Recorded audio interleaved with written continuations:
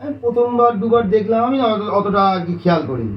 তৃতীয়বার দেখছি যে কেউ যেন ওখান দিয়ে যাতায়াত করছে আর উকি দিয়ে দেখছে, জিনিসপত্র ফেলে দেয় বা আওয়াজ করে বাড়িতে। ওকে নিয়ে আলোচনা করো, ও খুশি না, ওকে জানুক ছেড়ে যায় না। ও চায় না। নমস্কার বন্ধুরা, দ্য লোড শেয়ারিং স্টোরিজের নিউ এপিসোডে আপনাদেরকে স্বাগত। আজকে আমি সরাসরি দেবজিতের বাড়িতে অর্থাৎ ব্যারাকপুরে চলে যাই তার সাথে একটা নতুন এপিসোড বানানোর জন্য। দেবজ্যোতিদা আজকে তার সাথে ঘটা বিভিন্ন ভৌতিক ঘটনা সম্পর্কে আলোচনা করবে, সাথে বেশ কিছু অ্যাস্ট্রোলজিক্যাল কনসেপ্ট নিয়ে আলোচনা করবে। বলতো ভাই, ওপরে খুব গরম, আগে চলো নিচে গিয়ে আগে বিশ্রাম করো, তারপরে ঠান্ডা ঠান্ডা পড়ুক, তারপরে শুরু করবো। হ্যাঁ একদম। খাওয়া দাওয়া করো, এখানে খুব গরম। আমাকে দেখতে আসবে? তোমাকে দেখতে আসবে। কেন? মানে তোমাকে দেখতে আসবে, তোমার কথা শুনেছি আমার কাছে। আচ্ছা, আগে বলতে পারতে ভালো ড্রেস পরে আসতে পারতে। আরে কে? মৈনাক, ওর নাম কি? কে? ওর নাম কি? ওর নাম মৈনাক না? ওর নাম মৈনাক। কেন পুরুষোত্তম না? তোমার যে জিম করেছো না, হ্যাঁ।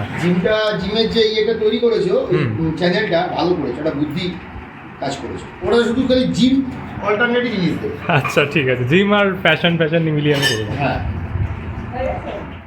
যে চ্যানেলটার কথা দেবজ্যোতিদা বলছে সেই চ্যানেলটার লিঙ্ক আমি এই ভিডিও ডেসক্রিপশনে দিয়ে রাখলাম।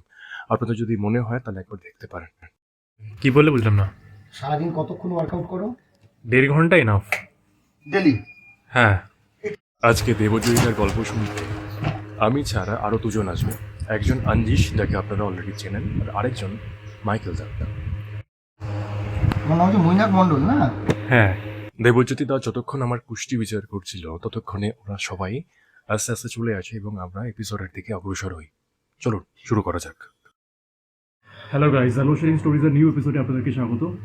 আজকে আমাদের সাথে শুধুমাত্র দেবজ্যোতিদের দা নয়, আরও দুজন গেস্ট আছে, যাদেরকে তাদের একজনকে আপনারা অলরেডি চেনেন, অঞ্জিশ, আর আরেকজনের সাথে পরিচয় করে দিচ্ছি, মাইকেল দা। হ্যালো বলো মাইকেল দা। হ্যালো, নমস্কার। তো আজকের এপিসোড শুরু করছি। দাঁড়ান, আগে ঠিক নতুন করে উপরে উঠে বসছি। দেবজ্যোতিদা আজকে নিজের জীবনের সাথে ঘটা দুটো ঘটনা শোনাবে, আর পাশাপাশি আপনাদের কথা মতন বেশ কিছু অ্যাস্ট্রোলজিক্যাল রেমেডিজ নিয়ে আসবে। এবং আজকে আমরা সবাই একসাথে গল্প করছি। আপনাদের যেরকমভাবে গল্প শুনতে বরাবর ভালো লেগে এসেছে, বাঙালি বাড়িতে যেরকমভাবে গল্প বলা হয়, তো আপনাদেরকে নস্টালজিয়া ফিরিয়ে নিয়ে যাচ্ছি আমরা সবাই। তো চলুন আজকের এপিসোড শুরু করা যাক। আর আমি জানি আজকের গল্পগুলো, ঘটনাগুলো শুনতে শুনতে, আজকের অ্যাস্ট্রোলজিক্যাল আলোচনা করতে করতে আপনারা বিভোর হয়ে যাবেন। তাই এই চ্যানেলটা এখনই সাবস্ক্রাইব করে রাখুন, যাতে আমাদের সাথে আপনাদের আবার দেখা হয়। তো চলুন আজকের এপিসোড শুরু করা যাক। দেবজ্যোতিদা, কেমন আছো আগে বলো। খুব ভালো আছি, তো তোমার জন্য আরো বেশি ভালো আছি। তোমার লোডশেডিং স্টোরিজে এপিসোড করার পরে এখন রাস্তাঘাটে লোকে আমাকে চিনছে। রাস্তায় ট্রেনে বাসে গেলে অনেক লোক দেখছি মুখের দিকে তাকাচ্ছে। সেটা হয়তো তোমার গ্ল্যামারের জন্য, আমার চ্যানেলের জন্য তো না, আমার চ্যানেল এতটাও ফেমাস নয়, এটা তোমার গ্ল্যামারের জন্য তো লাগাচ্ছে। আর সরাসরি মানে আমি এতটা এক্সাইটেড যে তোমার থেকে গল্পগুলো শুনতে বা তোমার সাথে ঘটনাগুলো শুনতে আমার খুব ইচ্ছা করছে। আশা করছি আমাদের সবারই ইচ্ছা করছে। গল্প শুরু কর, গল্প বললে ভুল হবে, গল্প নয়, ঘটনা শুরু করার আগে মৈনাক, আমি তোমাকে অনেক ধন্যবাদ জানাবো যে কিছু কিছু মানুষ তোমার এই চ্যানেলের মাধ্যমে যারা তোমার ভিউয়ার, তারা আমাকে পার্সোনালি মেসেজ করে, ভালো লাগে, তারা যোগাযোগ করে।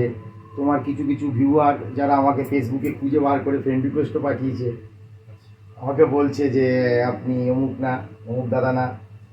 হ্যাঁ, যাকে তাদের কেউ কেউ আমার রেমেডি করেছে, রেজাল্ট পেয়েছে, শুনলে সত্যি ভালো লাগে। অনেক মানুষের হেল্প হচ্ছে, উপকার হচ্ছে, আমার খুব ভালো লাগে শুনলে। যাকে তুমি তো জানো আমি অ্যাস্ট্রোলজির সাথে যুক্ত, আমি তো এটা নিয়ে তোমার প্রফেশন, এটাই আমার প্রফেশন, পুজো পাঠ করি। আমার যারা অনেক ক্লায়েন্ট আছে যারা বাইরে থাকে, আউট অফ ইন্ডিয়া থাকে, তারা যখন আমার কাছে কনসালটেন্সি নেয়, তারা অনলাইন নেয়। এইরকমই একটা খুব মজাদার একটা গল্প, মানে এটা ভয়ের কিছু না, ভয়ের ব্যাপার না, এটা মজার ব্যাপার। হ্যাঁ, রিয়েল ঘটনা, রিয়েল ফ্যাক্ট। হ্যাঁ, এ আপনাকে বলেছিলাম যেটা।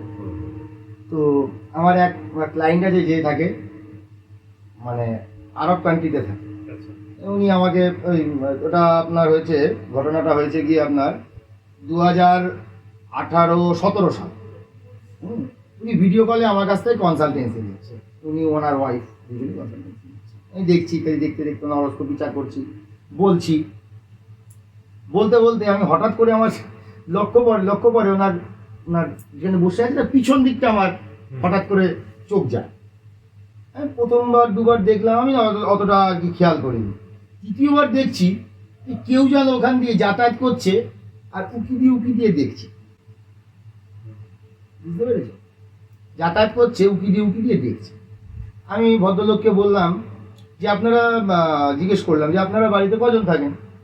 যে আমি, আমার ওয়াইফ, আমার ছেলে আর আমার মেয়ে, আমরা 4 জন। আমি দেখতে 4 জনই তো বাড়িতে বসে আছে, আমার সামনে বসে আছে। 4 জনেরই কনসালটেন্সি নিচ্ছে আমার কাছ থেকে, মানে নতুন বছরের সারা বছর ওরা কী করবে না করবে ইত্যাদি, কেমন চলবে না চলবে কনসালটেন্সি নিচ্ছে, আর কী রেমেডি করা দরকার ওই বছরের জন্য রেমেডি কথাবার্তা বলছে। আমাকে আস্তে আস্তে বলছে, ঠাকুরমশাই হাত দিয়ে বলে রেখেছি, চুপ করে। আমি তো বুঝতে পারিনি যে জিনিসটা কী ঘটনা। আমি ভয় লাগা, আমি কী ব্যাপার, ভয়ের আবার কি বললাম। আমাকে কী হয়েছে বলুন না, বলছি চুপ করে, পরে বলবে। তো কনসালটেন্সি নেওয়ার পরে উনি বাড়ি থেকে বাইরে গিয়ে আমাকে বলছে যে আপনি কি দেখেছেন সেটা আমি বুঝতে পেরেছি। অ্যাকচুয়ালি ওই বাড়িটা রেন্টে থাকে, বুঝছো?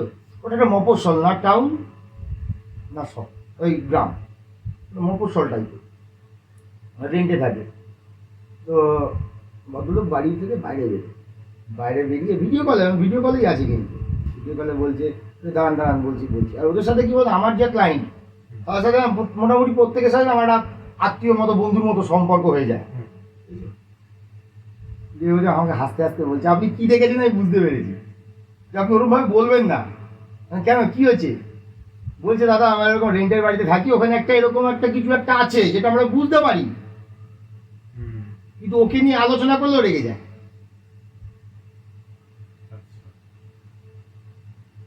বললাম তো আপনাদের ভয় লাগছে না? ভয় লাগে না? বলে না, ভয় লাগার কিছু না, মানে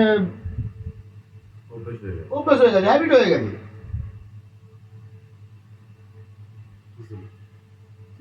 ওখানে হ্যাবিট হয়ে গেছে, কিন্তু ওর সম্পর্কে যদি ও কারোর কাছে আলোচনা করে তখন ও কিছু না কিছু বাড়িতে উৎপাত করে।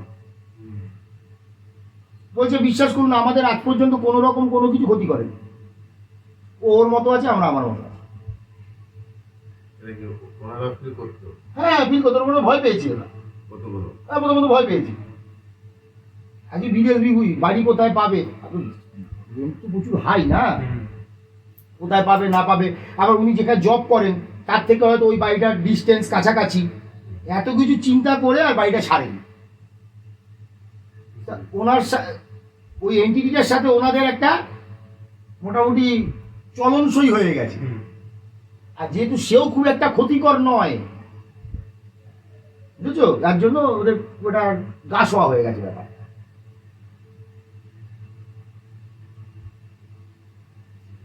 সব কিন্তু মানে এন্টিটি নেগেটিভ হয় না, কিছু কিছু হেল্পফুলও হয়, ভালোও হয়। এই জ্যোতিষ জীবনে এসে কত রকম যে আমার অভিজ্ঞতা, তোমাকে আমি বলে বোঝাতে পারি। হয়ে গেল 18 বছর হয়ে গেল, কত রকম যে অভিজ্ঞতা বলে বোঝাতে পারি। এইটাই আমি দেখলাম যে পজিটিভ। পজিটিভ বলে ভুল হবে, পজিটিভ না নেগেটিভ না, নিউট্রাল। কিন্তু ওকে নিয়ে যদি কারোর কাছে আলোচনা করে বা ওর সম্পর্কে নিয়ে কিছু বলে, তখন নেগেটিভ না, তখন রেগে যায়, জিনিসপত্র ফেলে দেয় বা আওয়াজ করে বাড়িতে। ওকে নিয়ে আলোচনা করো, ও খুশি না, লোকে জানুক ছেড়ে যায় না, ও চায়। কিন্তু আমি দেখছি একটা শ্যাডো যাতায়াত করছে।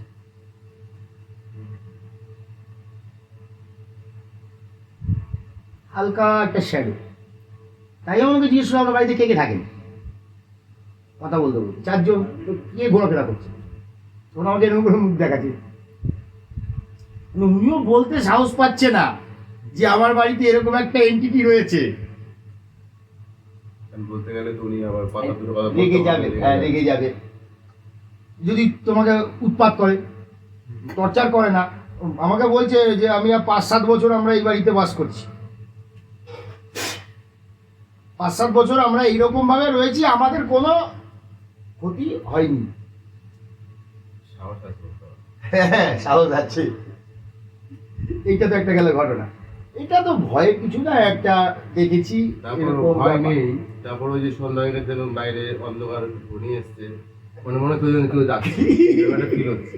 আর তাকাচ্ছি বারবার করে দিচ্ছি, কিন্তু কথা শুনতে গল্প শুনতে এরকম একটা ফিল হচ্ছে যেন কেউ বাইরে গল্প যাচ্ছে। বলবেন না, আমি বারবার বলছি না, না। গল্প না, অভিজ্ঞতা। আর আপনি বলছেন যেটা, হ্যাঁ। কিন্তু আপনি আপনার জীবনের বাস্তব অভিজ্ঞতা আমার বলছেন তো মনে হচ্ছে কেউ যাচ্ছে বাইরে দিয়ে। এপিসোডের বাকি অংশটা খুব তাড়াতাড়ি আসছে।